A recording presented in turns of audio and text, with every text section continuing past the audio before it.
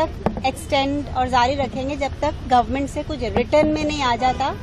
कि जो भी बच्चे और प्रोटेस्टर्स 20 जुलाई को और अभी भी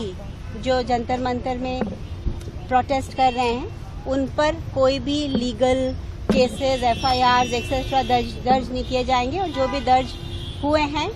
उनको वापस लिया जाएगा। तो ये आश्वासन गवर्नमेंट ने कल सुबह दिया ओरली,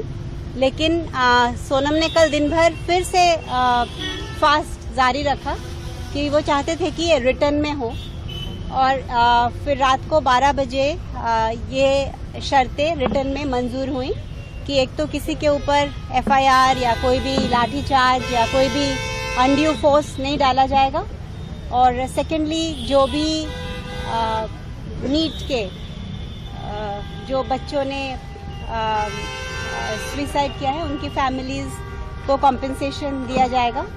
और फाइनली जो भी हम एजुकेशनल एग्जाम और एजुकेशनल रिफॉर्म की बात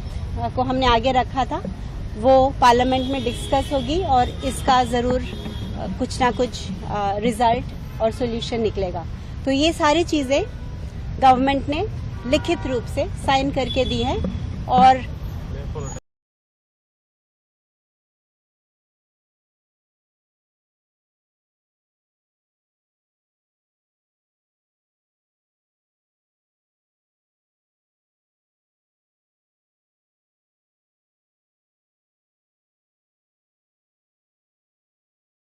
और जितेंद्र जी तो कल आए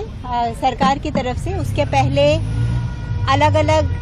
MP गण आए थे जैसे तनखा जी, सागरिका घोष और जॉन ब्रिटास जी जो 19 सिग्नेचर्स और फिर संजय सिंह जी और बाकी के समाजवादी पार्टी के, तो टोटल वो आए थे अराउंड 15 MP अराउंड 54 सिग्नेचर्स लेके। सो टोटली अराउंड 20 MPs यहाँ फिजिकली आए और 65 MPs ने रिटर्न में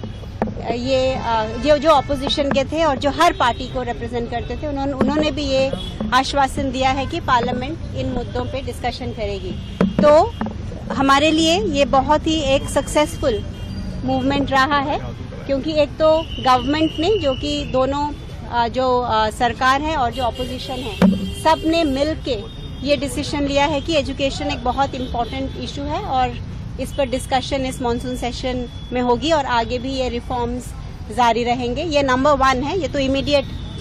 सक्सेस है। और सेकंड सक्सेस ये है कि इससे पूरा देश जाग गया है, इससे पूरा देश, और ये सिर्फ इसलिए हो पाया क्योंकि एजुकेशन का नीट का जो पेपर लीक हुआ वो जस्ट एक सिम्टम था, उसके पीछे जो कॉजेज थे वो हर सिस्टम में थे, एजुकेशन सिस्टम के रिफॉर्म में भी, बाकी भी अगर आप देखिए जुडिशरी, मीडिया, तो एक आम आदमी अपनी कॉमन जिंदगी में ये ब्रोकन सिस्टम्स को रोज एक्सपीरियंस करता है। इसलिए